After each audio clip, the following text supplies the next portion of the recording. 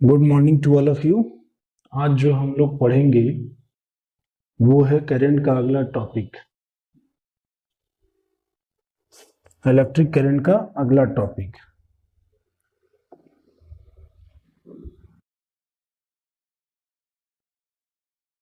Ohm's law. क्या पढ़ेंगे? अगला टॉपिक ओम्स लॉ।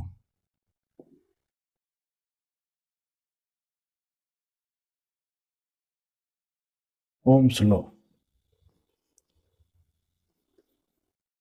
इसमें देखेंगे कि कोई भी वायर है, किसी वायर से इलेक्ट्रिक करंट अगर फ्लो कराते हैं तो वायर का पोटेंशियल के साथ क्या रिलेशन होता है और वायर के अंदर क्या ऐसी चीजें फिजिकल कंडीशन है जो वायर का कांस्टेंट रहेगा, तो करंट का पोटेंशियल के साथ क्या रिलेशन होता है।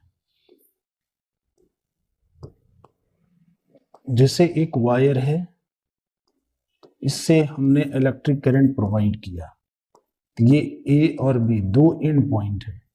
इस एंड पॉइंट के बीच का पोटेंशियल डिफरेंस मान लो V है। क्या है पोटेंशियल डिफरेंस? इस दोनों वायर का पोटेंशियल, दोनों वायर के एंड पॉइंट के बीच का पोटेंशियल डिफरेंस V है और इससे हमने सप्लाई किया I करंट। क्या सप्लाई किया? I current. जब हमने वायर से I करंट सप्लाई किया तो ओम्स लॉ ने ये I करंट और V के बीच के रिलेशन को रिप्रेजेंट किए थे, तो इन्होंने कुछ फिजिकल कंडीशन इस वायर में ऐड किए थे। At constant temperature and pressure, pressure यानी जितनी भी मैकेनिकल स्ट्रेन है, मैकेनिकल स्ट्रेन जितने भी हैं, ये सारी चीजों को कांस्टेंट माना गया इस वायर के। जब इस वायर के लिए कांस्टेंट मान लिया गया तो क्या देखा गया कि पोटेंशियल डिफरेंस जो है ना वो इलेक्ट्रिक करंट के डायरेक्टली प्रोपोर्शनल। पोटेंशियल डिफरेंस क्या था? इलेक्ट्रिक करंट के डायरेक्टली प्रोपोर्शनल था। यानी करंट का वैल्यू बड़ा, मतलब ये कंडीशन लगाने पर, ये कंडीशन लगाने के बाद जब वायर पर ये कंडीशन लगा दी गई तो देखा गया कि करंट बढ़ाने पर पोटेंशियल इन दोनों पॉइंट के बीच का बढ़ रहा, करंट घटाने पर इसकी पोटेंशियल भी घट रही थी और इसके और इसके बीच का रेशियो जो था वो था कांस्टेंट। क्या था? कांस्टेंट। अब जैसे मान लो अगर इसका डिफाइन लिखेंगे तो at constant temperature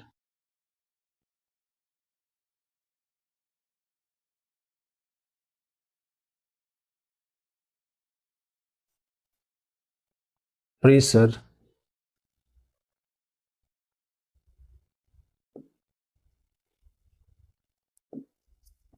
potential difference between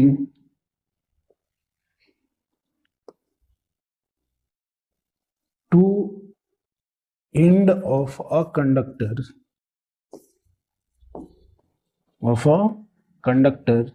is directly proportional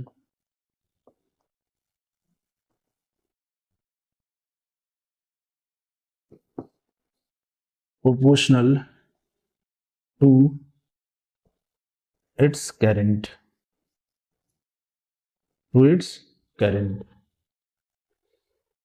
temperature pressure को कांस्टेंट कर दो तो इन दोनों के बीच में जो पोटेंशियल डिफरेंस था वो पोटेंशियल डिफरेंस करंट के डायरेक्टली प्रोपोर्शनल था। वो इस रिलेशन को रिप्रेजेंट कर दिए, इलेक्ट्रिक करंट का पोटेंशियल के बीच का क्या रिलेशन था वो ओम्स लॉ में रिप्रेजेंट किया। उसी चीज को इन्होंने क्या किए, जैसे मान लो अगर ऐसा है तो पोटेंशियल डिफरेंस यानी V directly proportional to I, V directly proportional to I। जब यहां पर V डायरेक्टली प्रोपोर्शनल को हटाते हैं तो एक कांस्टेंट टर्म आता है जिसको हम लोग आर कहते हैं, कांस्टेंट। लेकिन ये कैसा कांस्टेंट है? जो depend upon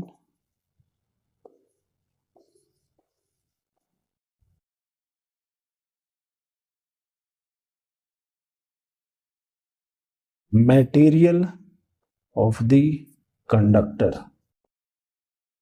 material of the conductor।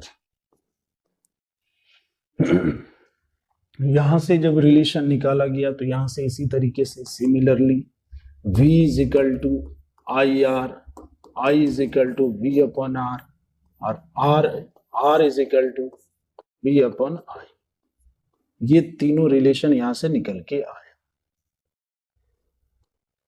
ठीक, अब इसी पर डिपेंडेबल जैसे क्वेश्चन है, मान लो कि एक वायर है, ये ए है बी है, इसके बीच का पोटेंशियल डिफरेंस 12 वोल्ट है, और इस वायर से 5 एम्पियर का करंट फ्लो कराया गया, 6 एम्पियर का करंट फ्लो कराया गया। तब इससे पूछा जाएगा कि इस वायर का रेसिस्टेंस क्या है, what is the resistance of that wire, इस वायर की रेसिस्टेंस क्या होगी। ठीक, तो ये जो फॉर्मूला है इसको लगा करके जल्दी से बनाओ।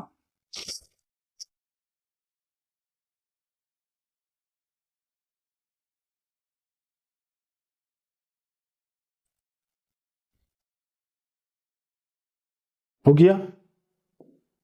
तो ये देख,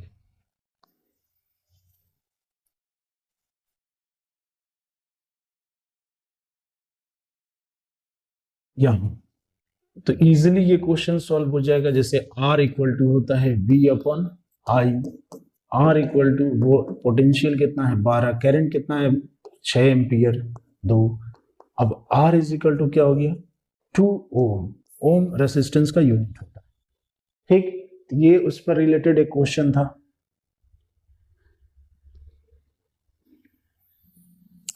ये ध्यान में रखोगे, ये क्वेश्चन को एक बार अपने से खुद से भी बनाओगे, इस तरह की क्वेश्चन आएगी। अब बेसिक चीज जो ओम्स लॉ में आया,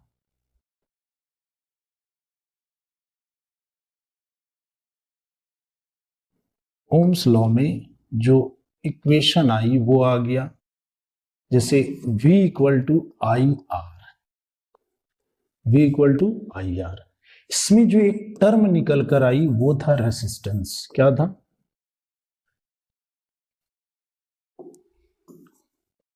क्या था?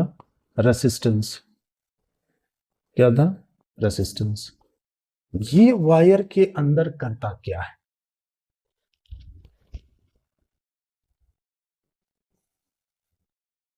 जैसे हम एक वायर लिए, इस वायर से जब हम करंट को एंट्री करा रहे हैं, ये इसका जो है ना पोटेंशियल डिफरेंस है, इसके बीच का पॉइंट का कुछ पोटेंशियल डिफरेंस है, करंट फिर यहां से आता है, यहां निकल जाता है।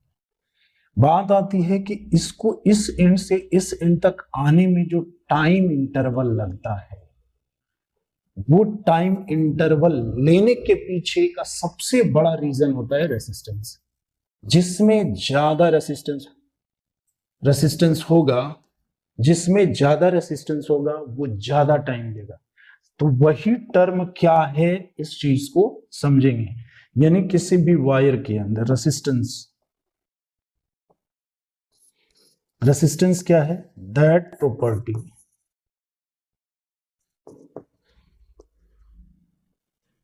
of a conductor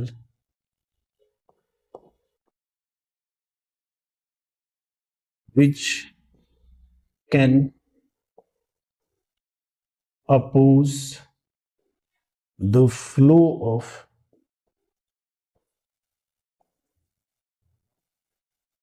current।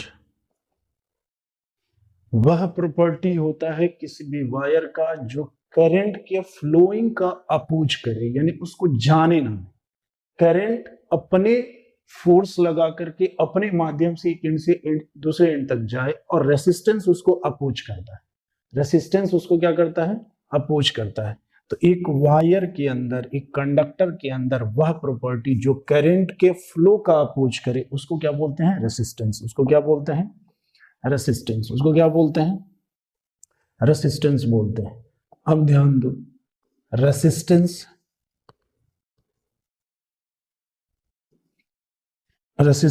is denoted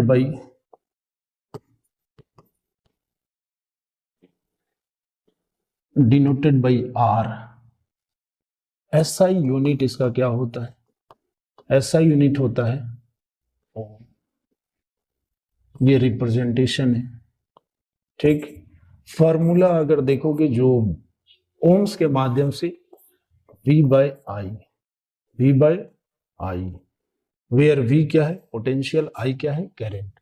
the ratio of, जैसे एक डिफिनेशन हम यहां देखें क्या, कि oppose the flow of electric current inside a conductor is called resistance.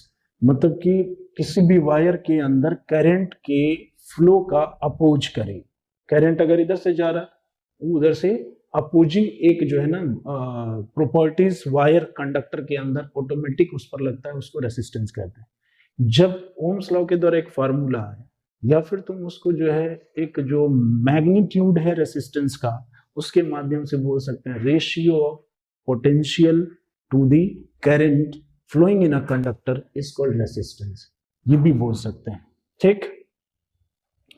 अब बात आती है कि किसी भी कंडक्टर के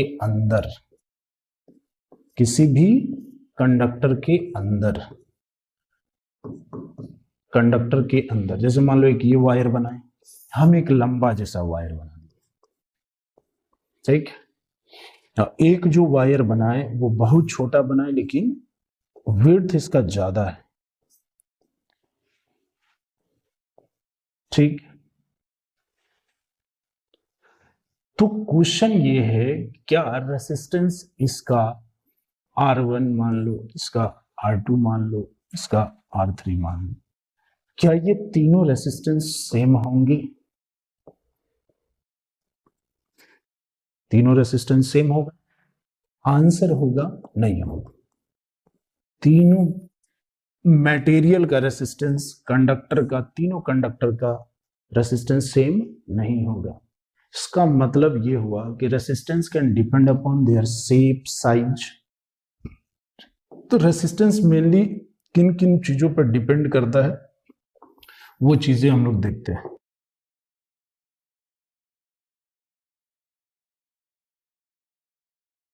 किसी भी वायर के अंदर रेसिस्टेंस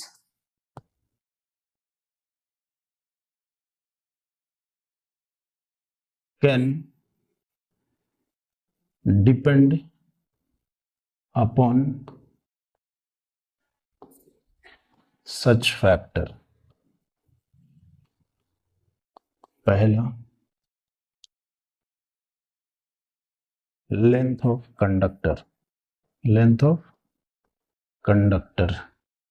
दूसरा, area of cross section.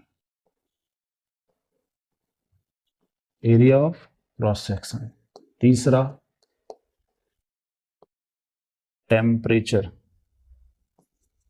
Temperature of conductor. चौथा, मटेरियल मीडियम ऑफ कंडक्टर। इन चार फैक्टर पर रेसिस्टेंस डिपेंड करता है। दो वायर लो, दोनों का लेंथ डिफरेंट है, रेसिस्टेंस डिफरेंट है। कोई दो वायर लो, एक मोटा लो, एक पतला लो, एरिया ऑफ क्रॉस सेक्शन अगर वायर का डिफरेंट होगा तो रेसिस्टेंस डिफरेंट होगी। टेम्परेचर ऑफ कंडक्टर, जिस कंडक्टर का टेम्परेचर ज्यादा होगा, जिसका टेम्परेचर ज्यादा होगा उसकी रेसिस्टेंस ज्यादा होगी, जिसका टेम्परेचर कम होगा उसका रेसिस्टेंस कम होगा।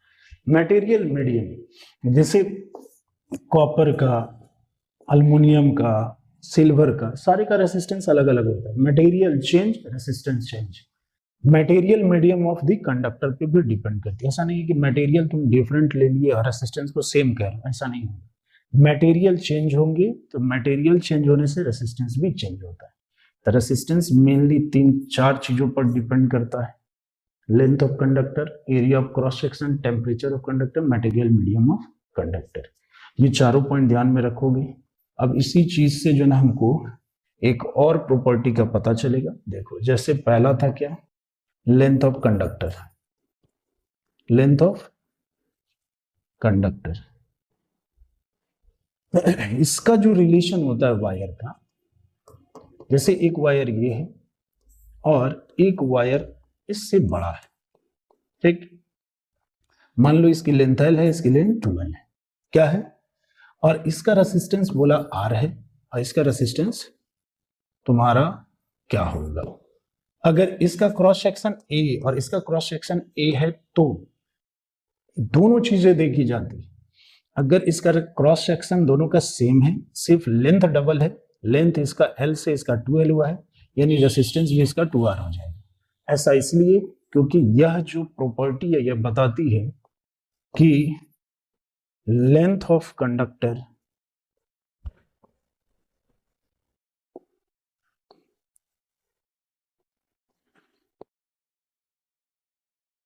resistance of conductor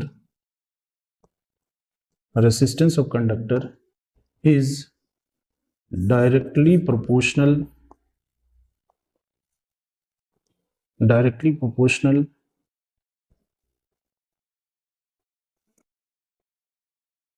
to its length of conductor। इसका मतलब है R directly proportional to L होता है। लेंथ बढ़ेगा तो रेसिस्टेंस भी बढ़ेगा, लेंथ घटेगा तो रेसिस्टेंस भी घटेगा, यानी इसका जो रिलेशन है वो डायरेक्टली का है। इसका रिलेशन कैसा है, डायरेक्टली का। लेंथ बढ़ा दोगे तो रेसिस्टेंस भी बढ़ जाएगा, लेंथ घटा दोगे तो रेसिस्टेंस भी घट जाएगा। ध्यान में रखना है यह बातें, यह रिलेशन तब होगी जब area of cross section same होगा, ठीक।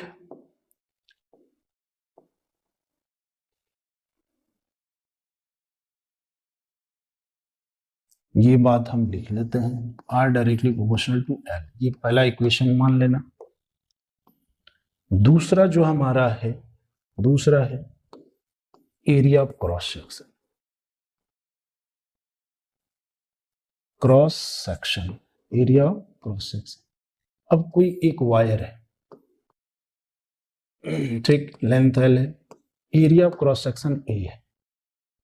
अब कोई दूसरा वायर है, लेंथ इसका L है और area of cross section A/2 है, A/2 है, हाफ, मतलब इससे ये आधा है, पतला में, मोटाई में ये ज्यादा है, इसका डबल मोटाई, ठीक। ऐसे सिचुएशन में रेसिस्टेंस क्या होगा वायर के अंदर, ये चीजें देखो। अब इसका रेसिस्टेंस मान लो R है तो इसकी रेसिस्टेंस क्या हो जाएगी, तो R inversely proportional to 1/A होता है, ठीक।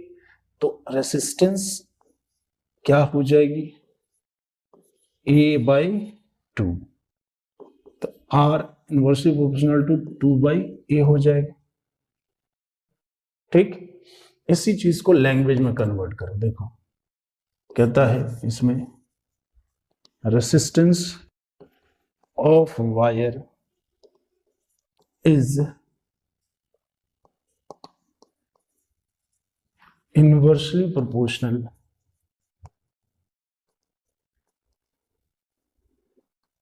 to its area of cross section, area of cross section, यानी resistance inversely proportional to area of cross section होता है। एरिया ऑफ क्रॉस सेक्शन कम होगा तो रेसिस्टेंस ज्यादा होगा, एरिया ऑफ क्रॉस सेक्शन ज्यादा होगा तो रेसिस्टेंस कम होगा। यह बात, यानी जो वायर पतला होता है उसमें रेसिस्टेंस ज्यादा होता है, जो वायर ज्यादा मोटा होता है उसमें रेसिस्टेंस कम होता है। एक बात ये हमको पता चला। दूसरा इक्वेशन जो है R inversely proportional to 1/A, ठीक। मेन जो बेसिक था, इस दो इक्वेशन से हमको एक रिलेशन मिलेगा। अब जैसे देखो टेम्परेचर का सीधी बात है, टेम्परेचर बढ़ेगा तो रेसिस्टेंस बढ़ेगा, मटेरियल चेंज होगा तो रेसिस्टेंस चेंज होगा। ये चार बातें लिखे थे from equation first and second. इन दोनों को जब हम मिलाएंगे तो हमको मिलेगा एक रिलेशन। ये दोनों एक साथ होता है किसी भी वायर। अब रेसिस्टेंस लेंथ बढ़ने पर बढ़ रहा है और एरिया ऑफ क्रॉस सेक्शन बढ़ने पर घट रहा है। एरिया ऑफ क्रॉस सेक्शन घटने पर रेसिस्टेंस बढ़ेगा और लेंथ घटने पर रेसिस्टेंस घटेगा। ये दोनों का रिलेशन यहां पर दिया हुआ है। तो यहीं से एक, जैसे मान लो अब हम प्रोपोर्शनलिटी साइन हटाएंगे तो एक कांस्टेंट टर्म आएगा जिसको हम लोग रो बोलते हैं। क्या बोलते हैं? रो बोलते हैं। अब यहां से where rho is equal to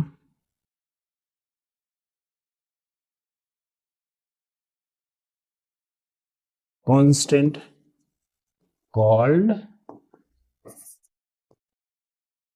resistivity, it means यहां से अगर हम एक रिलेशन निकालेंगे तो आ जाएगा आर ए अपॉन एल। इसको यहां भेज देंगे, इसको यहां भेज देंगे, तो rho is equal to R A upon L. इसको कहते हैं resistivity of the wire, resistivity of conductor, resistivity of conductor. ठीक है, तो हम लोगों ने अभी ओम्स लॉ देखा। ओम्स लॉ में एक कांस्टेंट टर्म आया, उसका क्या है? फिजिकल कंडीशन टर्म्स को तुम जब कांस्टेंट कर दोगे, टेम्परेचर को, मैकेनिकल स्ट्रेन, प्रेशर, इन सब चीजों को जब हम कांस्टेंट कर देंगे किसी एक वायर में और फिर उससे जब इलेक्ट्रिसिटी पास कराएंगे, जब उस वायर से करंट फ्लो करेगा तो वायर से करंट फ्लो करने पर वह करंट जो वायर के अंदर प्रवेश करता है वो पोटेंशियल के डायरेक्टली प्रोपोर्शनल हो जाता है। यानी करंट बढ़ाएंगे, उसके बाद जब हम वायर में करंट को बढ़ाएंगे तो पोटेंशियल भी बढ़ेगा, करंट को घटाएंगे तो पोटेंशियल भी घटेगा। फिर जब वहां से हमने देखा कि एक कांस्टेंट वैल्यू रेसिस्टिविटी आता है, रेसिस्टेंस आता है, सॉरी रेसिस्टेंस, जब वहां से रेसिस्टेंस आया तो रेसिस्टेंस क्या है? रेसिस्टेंस में यह बात बताई गई ओम्स के द्वारा कि इसमें एक जो है वैल्यूज रेसिस्टेंस इसका कांस्टेंट लिया गया, ओम्स के द्वारा लिया गया कि वायर के अंदर एक वैल्यू कांस्टेंट रहेगा जिसका हर मटेरियल का अलग अलग होता है। कॉपर का अपना रेसिस्टेंस है, एल्युमिनियम का अपना है, अलग अलग वायर का रेसिस्टेंस अपना है। उसके बाद हम लोगों ने देखा रेसिस्टेंस देखा। रेसिस्टेंस में क्या देखे कि रेसिस्टेंस क्या होता है? रेसिस्टेंस वायर के अंदर वह वैल्यू है जो करंट के फ्लो का ही अपोज करता है, करंट के फ्लो का अपोज करता है, उसको आर से डिनोट करते हैं। ऐसा यूनिट उसका क्या होता है? ओम। फिर हमने देखा रेसिस्टेंस किन किन चीजों पर डिपेंड करता है। क्या रेसिस्टेंस फैक्टर पे डिपेंड करती है? वायर का शेप, साइज, इन सब चीजों पर। तो हाँ, resistance can depend upon length of conductor, area of cross section, wire का टेम्परेचर और वायर का मटेरियल, वो वायर है किस चीज का? क्या कॉपर का है, सिल्वर का है, एल्युमिनियम है, किस चीज का वायर है? अगर कॉपर है तो उसका रेसिस्टेंस अलग होगा, एल्युमिनियम है तो उसका अलग होगा, सिल्वर है तो उसका अलग होगा। तो रेसिस्टेंस चार बातों पर डिपेंड कर रही है। एक तो हमारा हो गया लेंथ, दूसरा क्रॉस सेक्शन, तीसरा टेम्परेचर, चौथा मटेरियल मीडियम। उसके बाद फिर हम लोगों ने देखा क्या, बारी बारी से दो महत्वपूर्ण है जिससे हमको एक रिलेशन आएगा निकल करके, resistivity of a conductor, length of conductor में देखे क्या कि वायर का लेंथ जब हम बढ़ाएंगे तो रेसिस्टेंस भी बढ़ता है। क्रॉस सेक्शन में देखे क्या कि जब हम वायर का क्रॉस सेक्शन एरिया घटाएंगे तो रेसिस्टेंस बढ़ जा रहा है।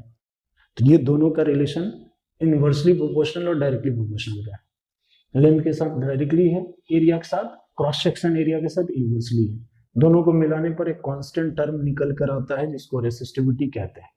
इस रेसिस्टिविटी का रिलेशन जब हम निकालते हैं तो रेसिस्टिविटी का relation product of area of cross section and resistance to the length of the with respect to the length of the conductor. Length of the conductor के रिस्पेक्ट में जब हम रेसिस्टेंस और क्रॉस सेक्शन एरिया को multiply करते हैं वहां से हमको एक वैल्यू मिलता है जिसको हम रेसिस्टिविटी कहते हैं। ठीक है, इतना ही, इतना सा जो है कंप्लीट करोगे, बढ़िया से पढ़ोगे। पीछे जो भी टॉपिक हुई है उसको रिवाइज भी करना है ठीक है, दैट्स ऑल, इतना ही।